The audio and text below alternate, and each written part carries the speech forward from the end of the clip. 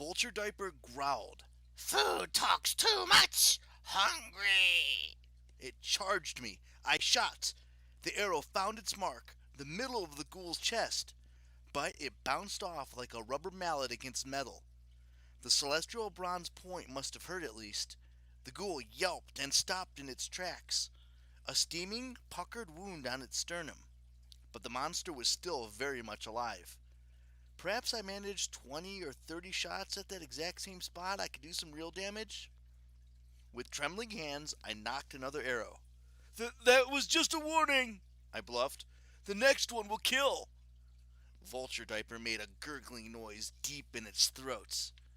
I hoped it was a delayed death rattle. Then I realized it was only laughing.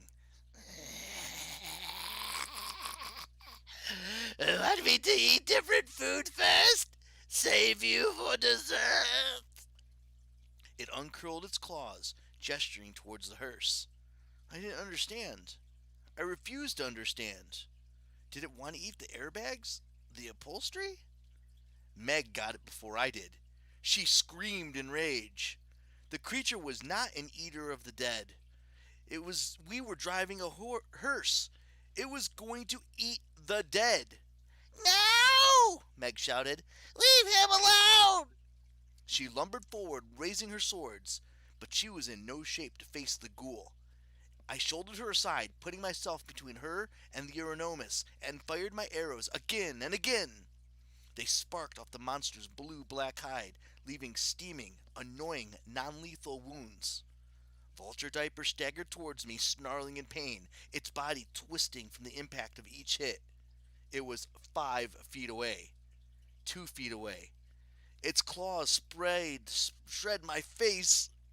Somewhere behind me, a female's voice said, "Hey!" The sound distracted Vulture Diaper just long enough for me to fall courageously on my butt. I scrambled away from the ghoul's claws.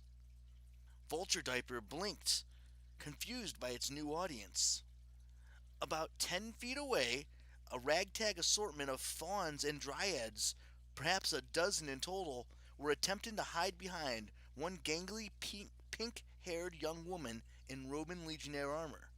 The girl fumbled with some sort of projectile weapon. Oh dear, a manuballista, a Roman heavy crossbow. These things were awful, slow, powerful, notoriously unreliable. The bolt was set. She cranked the handle, her hands shaking as badly as mine.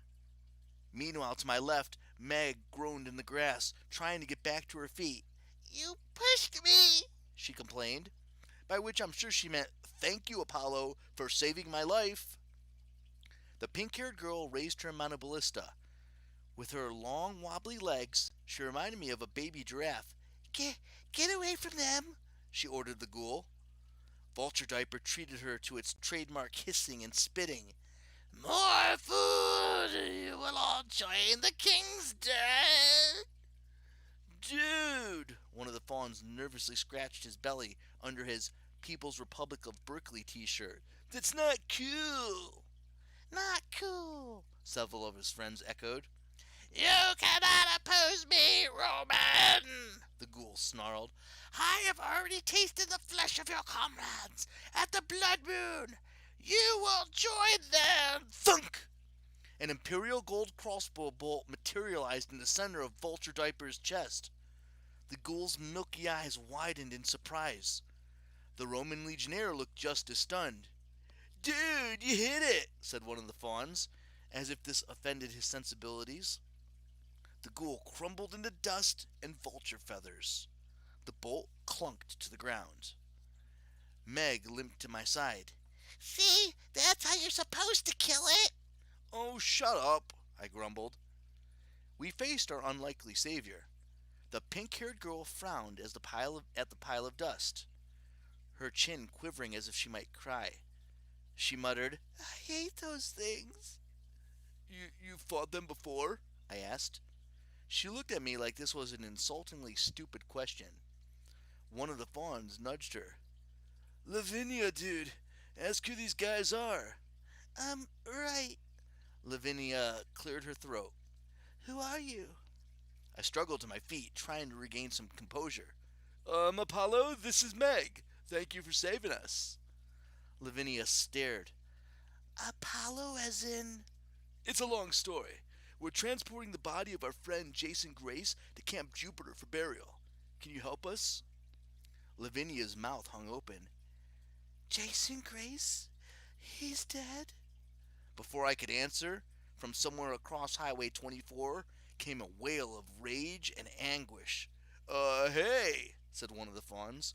Don't these ghoul things usually hunt in pairs? Lavinia gulped. Yeah, let's you guys get to camp, then we could talk about...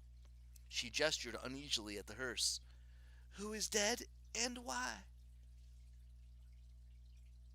End of chapter 2.